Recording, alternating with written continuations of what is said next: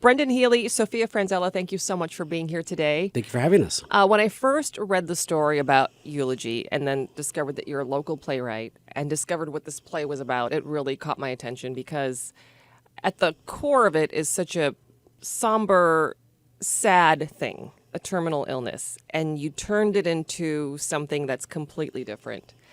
For people who are not familiar, there's this new play coming out. It's called Eulogy, or How to Plan Your Own Funeral and Have Fun Doing It. Brendan, tell us what it's about.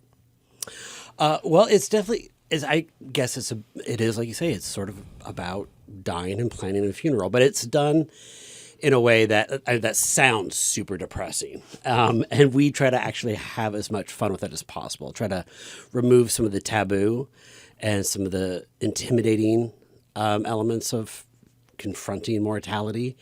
The play definitely does talk about some serious issues with health and with loss and grief, but overall, I think it has a lot of comedic moments. It's definitely very life affirming. It's like how to turn grief into something joyous.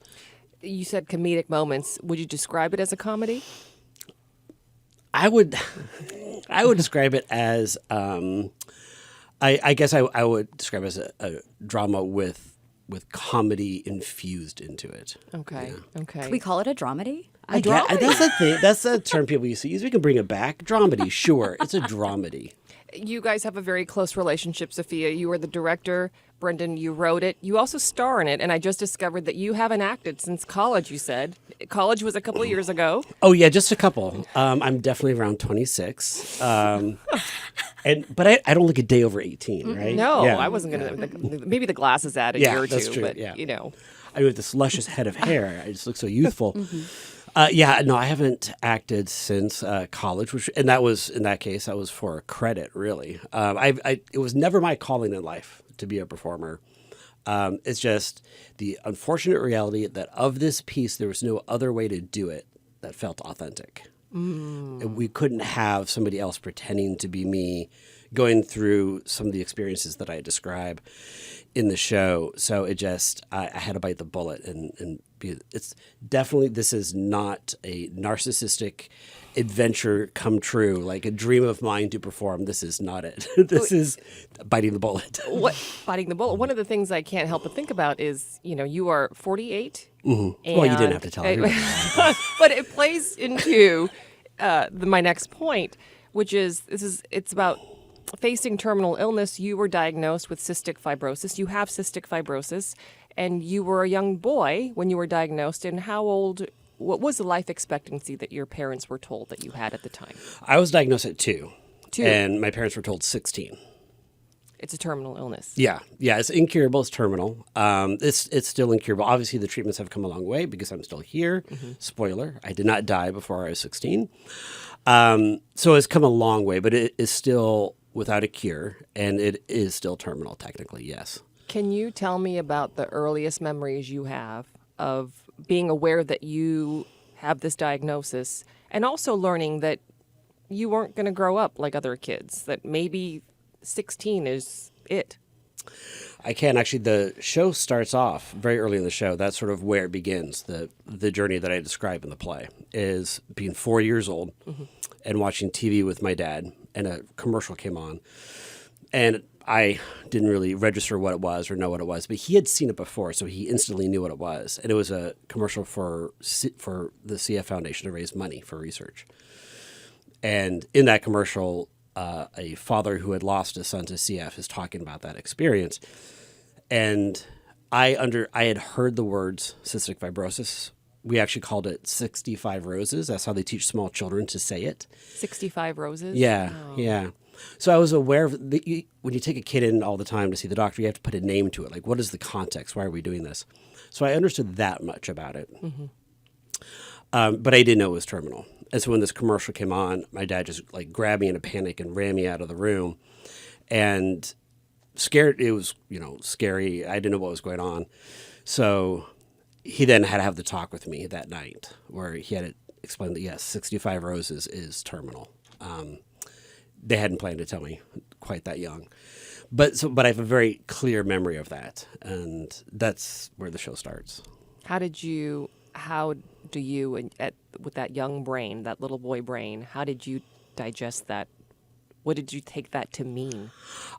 I was actually happy. I have a very clear memory of being happy. Really? Because when you're 4, your family is your world, right? Your parents are omnipresent and omniscient. They are the most important things in your life. And every 4-year-old has a vague concept of death, right? We're introduced early on through fairy tales and TV shows, Halloween. Like we don't understand in the same tangible way an adult does, or until we experience it with like a grandparent or something. But we have a vague notion very early on of this thing called death. And at that age, I could not imagine anything worse than living without my parents or my brother or grandparents. So the idea that I wouldn't have to ever lose anybody, that I would die first, actually was a huge relief to my young brain. It must have been heartbreaking for your parents, though. Oh, I can only imagine, yeah. How did they treat you? Did they do anything different? Did they? I mean, they started planning for vacations because they were going to save money on Christmas presents. I mean, I was going to kick it up. Oh, dear. Dark humor. I delve into it a little bit. It's part of Eulogy. That's fine. Yeah. Because I do want to underscore, it sounds like such a serious topic, and it is. And I definitely go to some very personal, vulnerable places in the show. But we do have fun at the same time. It's not too... People should feel free to come. It's not too depressing. I feel the need of continually say this. No, you are here with us today. You survived, lived 3 times longer that we're talking about than what doctors initially told you. How do you look at cystic fibrosis now? Is it always top of mind? Is it not? Does it weigh on you? Not on the regular. There are times when it rears its head. Not so much I don't mean in terms of the physical sense, like, because that will happen too. But, there are times where it weighs on me more than other times. But for the most part, I've tried my best to live my life with it not being the guiding point. To try to live as much of a life as I wanted to, despite it. And I do credit that with a good deal of why I live long enough to enjoy the benefits of so many of the new treatments. I think you go out there and you define yourself in other respects. You find a passion that will push you to be there for the next year so you can do the thing you want to do. And I do think that had a lot to do with how I made it long enough to deal with the new medicine or to get the new medicines. Obviously, theater has been that thing for me for so many years, that driving passion. But when I was real little, it was gymnastics, right? When I was 8 years old, I wanted to be a gymnast. And so at that point, I was still healthy enough. I was still very susceptible to infections and getting sick. But on a general date, I could still run around with the other kids. And I think that doing competitive gymnastics until I was like 13, I think is when I stopped. Also, it was that passion that kept me doing something, and the physical activity of it. Wow. Also, really, it just kept my lungs open and stuff that shouldn't be in there coming out and building muscles. So that I think those early years actually made a huge difference. So, one of the things they say in the show is that passion can save you, and I believe that. So it went from gymnastics to writing to now theater, for many years theater. Let's talk about this, what I wonder if it was a very cathartic experience for you to reflect on your life and then to write a play about it and to star in it in a non-narcissistic way. I always say acting is definitely not cathartic. Except for the acting It's terrorizing. But, yeah. Sophia, as a director, how would you, and I don't want you to give away anything for people, I mean, it hasn't come out yet, but it will this week. How would you describe this story told on stage? I would describe this story as authentic and funny and heartfelt and necessary, especially in a time where I find that theater the focus is entertainment. I feel like theater has become so much about entertainment and why we leave our houses and get off our couches from watching Netflix. But for me, the reason I want to go to the theater is to feel changed and to feel something and to move past where I am in life. And a story like this, which is real and open and vulnerable, is worth the babysitter and paying for parking and coming to Capitol Hill on a weekend. But yeah, I find I've been craving authenticity in theater, and stories are great. Stories that are not real are great, that we use actors to pretend in. But stories that are real, acted by, not even acted, told by people who've experienced them, I think can open us up to compassion and just being more alive and present. And for all those reasons, I think people should come see the show. And it's why the working on this show means so much to me. And not to mention, I just love Brendan and want to support him in any way and his storytelling, which is so brilliant. Is it hard to direct the star when the story is about his own life? Well, if he wasn't such a diva, it wouldn't be so hard. I'm just kidding. No. I can't work under these conditions. Exactly, every day. No. It's not difficult. It is different than directing something fictitious. I love working with a non-actor because he has no bad habits that you develop over the years of training or working professionally.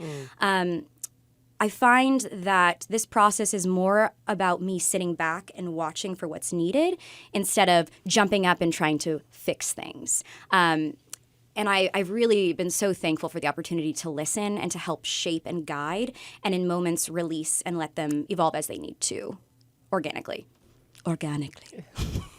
It sounds like you have a really close working relationship and are great communicators. I'm Brendan. We haven't met yet. It's been great meeting you today. I've heard about you a couple times. Yeah. I will say that one of the biggest gifts of this process has been growing closer to you and developing, and when you make art together, there is an intimacy that happens. And I am so thankful for it because I don't think that there are that many outlets in our society other than romantic relationships to form bonds like that, to develop trust and communication. And yeah, I'm so thankful for Brendan and for this opportunity. I know that the work we will continue to do after this process with Pony World will be even richer and deeper because of it. Brendan, I know theater was a huge outlet for you, artistic outlet.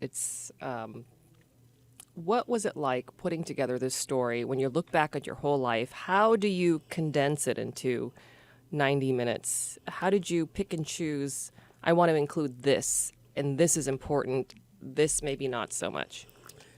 It's a bit of a challenge. There's definitely a lot of things that I had to cut for length that I think are relevant, that are pertinent, that would add a richness to it. But, it's just not in fashion anymore to ask audiences to come out for a 5-day performance. Maybe during the Greek festivals, but, alas, just not a thing anymore. There are things that if I were thinking more about what is true to the story, I would add another 5-6 hours to it. But in thinking of what is best for the audience and not best for me, I think I try to make that through the whole writing process and rewriting process, that the focus, what is best for the audience, and scale it down and bring the lens into focus for what tells the best story for them. And we got down to 80 minutes. So it's not too long either. Yeah. Your whole night won't be eaten up by it. Come on out. You can get to bed by 10. It's fine.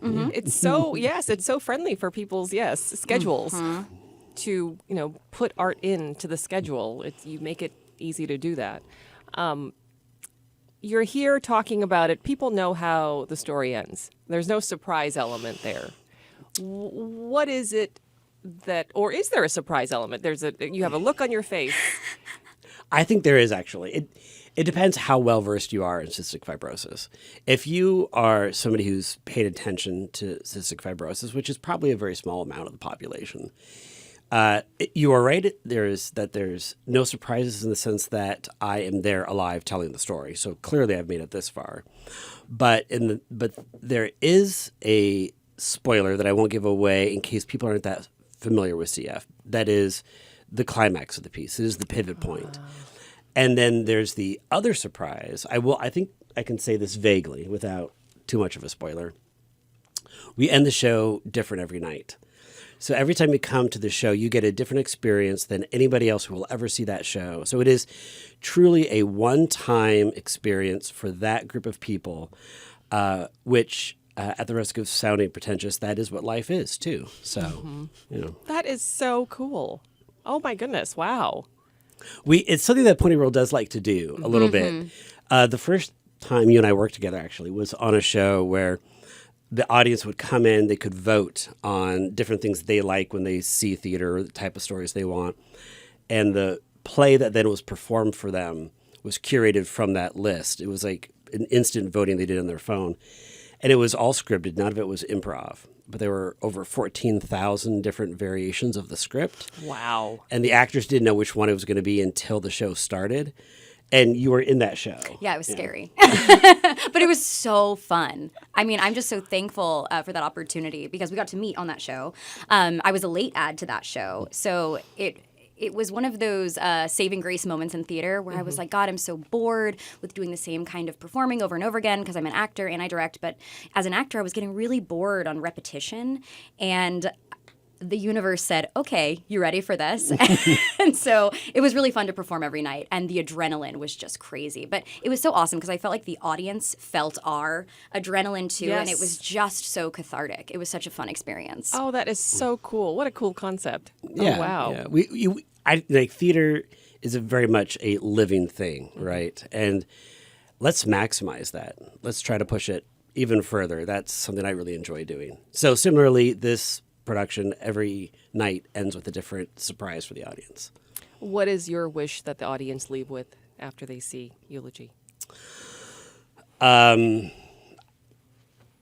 see, I joked about this the other day that I think it's a joke that doesn't, maybe it's of a generation that doesn't even land anymore, but that people walk out and say, I'm the same generation. Okay. So try it on me. all right. Let's see how it goes. All right, we're going to workshop this a little bit, a little doughy, but the people walk out and say that they laugh, they cried, it's better than Cats. You know, do you remember people used to say that in the 80s yes, or it's better than whatever? okay. Yeah. I don't remember. I wasn't there. Just You to weren't clarify. alive, it's fine.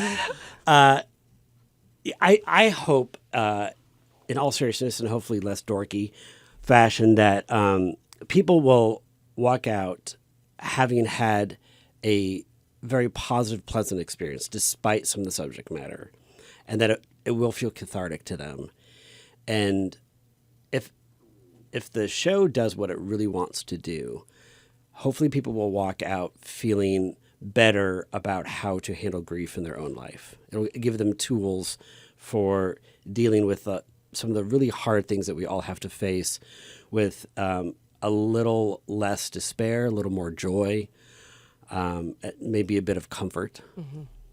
Joy and comfort sound like wonderful things right now. We need it. Yeah. Brendan and Sophia, thank you so much for being here. Thank you for having Yes, us. thank you. Sounds really exciting. Come and see it. Yeah, come see it. Ponyworld.org. Promote it. Yeah, Better than Cats. Better than Cats.